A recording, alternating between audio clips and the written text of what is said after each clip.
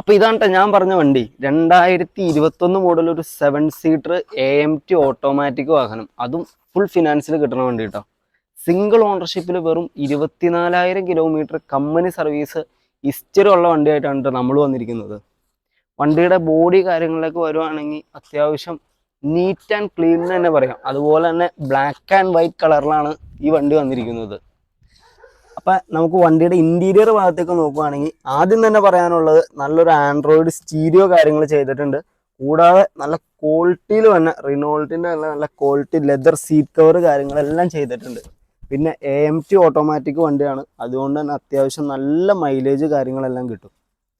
വേറെ റീപ്ലേസോ ആക്സിഡൻറ്റ് ഫ്ലഡോ കാര്യങ്ങളോ ഒന്നും തന്നെ കയറിയിട്ടില്ല. ഫുൾ ഗ്യാരണ്ടിയോടുകൂടി നമുക്ക് ഈ വണ്ടി തരാൻ പറ്റും.